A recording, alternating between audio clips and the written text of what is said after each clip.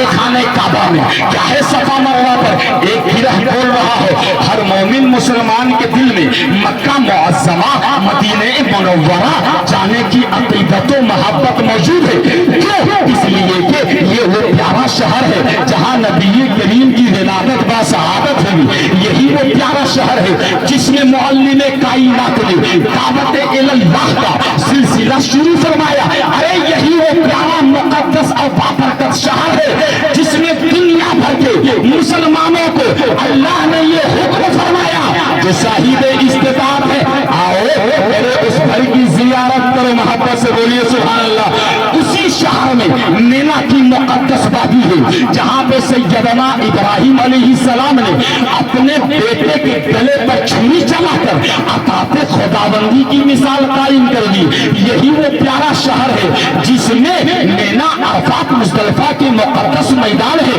جہاں پہ شب و روز اللہ رب العزت کی رحمتوں کی برسات ہوتی رہتی ہے، سائلوں اور بے نواؤں کی جھولیاں بھری جاتی ہے۔ ارے اسی شہر میں صفا مروہ کی پہاڑیاں موجود ہے، اسی شہر میں زمزم کا کنواں موجود ہے، اسی شہر میں مقام ابراہیم موجود ہے، اسی شہر میں چومنے کے لیے حجر اسود جنتی پتھر ہے، محبت سے بولیے سبحان اللہ۔ اسی اعتبار سے مکہ معظمہ بڑی برکت والا شہر ہے، بڑی رحمت والا شہر ہے، بڑی فضیلت والا شہر ہے، مگر شہر مدینہ کی شان ہی نرالی ہے۔ ارے مکہ میں چومنے کے لیے حجر اسود جنتی پتھر ہے تو مدینہ میں چومنے کے لیے سنہری جالی ہے، مکہ میں جلال خدا ہے تو مدینے میں جمال مصطفیٰ ہے، ارے مکہ میں بیت اللہ ہے تو مدینے میں حبیب اللہ ہے، مکہ میں کعبہ ہے تو مدینے میں کعبے کا کعبہ ہے۔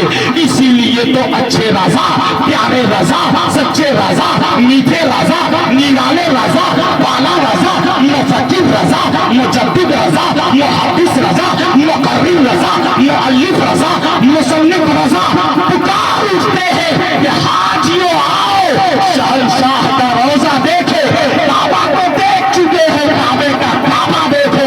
اور غور سے سن دو رضا، کعبے سے آتی ہے صدا، میری آنکھوں سے میرے پیارے کا روضہ دیکھو،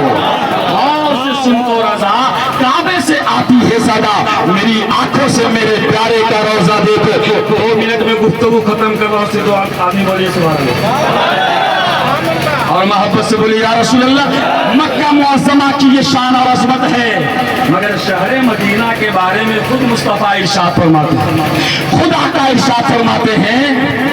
غبار المدینۃ شفاء من الجذام، مدینے کا درد و غبار، مدینے کا درد و غبار جذام اور خون کی بیماری کے لیے شفا، محبت سے بول رہی ہے سبحان اللہ۔ کیوں؟ آقا ارشاد فرماتے ہیں والذی نفسی بیدی انا فی غبارها شفاء من داء، قسم ہے اس ذات کی جس کے قبض و قدرت میں میری جان ہے، ارے مدینے کے مٹی میں ہر بیماری کی شفا ہے۔ اسی لیے تو شہنشاہ سخن علامہ حسن استاذ زمن فرماتے ہیں نہ ہو آرام جس بیمار کو سارے زمانے سے، آخری بات، نہ ہو آرام جس بیمار کو سارے زمانے سے، اٹھا لے آئے تھوڑی خاک ان کے آستانے سے،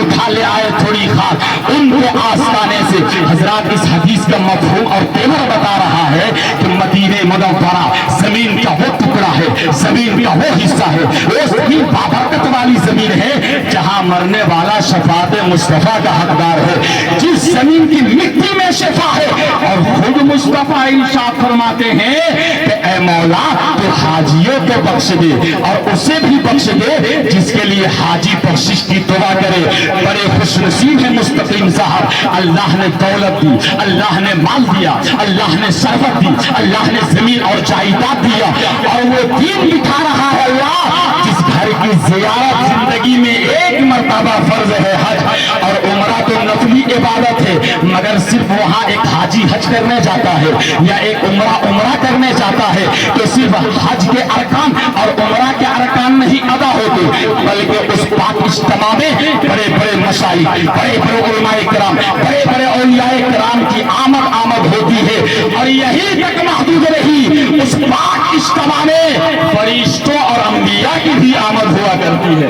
फरिश्तों और अंबिया की भी आमद हुआ करती है। बड़े खुश नसीब हैं, अल्लाह की रजा के लिए जा रहे हैं, खुदा की खुशनुदी के लिए जा रहे हैं, ये गुनाहगार होकर जा रहे हैं। सारे लोग दुआ कीजिए और उलमा भी दुआ करें, ये गुनाहगार होकर जा रहे हैं, लौटेंगे तो मुत्तकी परहेजगार होकर लौटेंगे, लौटेंगे तो मुत्तकी परहेजगार होकर लौटेंगे। मगर यहाँ से एक जुमला देना चाहता हूँ, अल्लाह ने जिसे दौलत दी है, अल्लाह ने जिसे माल दिया है, अल्लाह ने जिसे पैसा दिया है, अल्लाह ने जिसे जमीन जायदाद सोने चांदी हीरे जवाहिरात या बड़ी तिजारत में मुनाफा दिया है, ये जिंदगी का ठिकाना नहीं। हज फर्ज नहीं तो उमरा तो कर लीजिए, शहर रसूल की जियारत कर लीजिए। जिस शहर और जिस कुर्बत के बारे में आका इरशाद फरमाते हैं, मन ज़ारा कब्री वजबत लहू शफाअती, जिसने मेरी कब्र की जियारत की उस पर मेरी शफाअत वाजिब हो गई। मगर कुछ लोग सोचते हैं कि इस हज करेंगे तो 8 लाख रुपया खर्च होगा,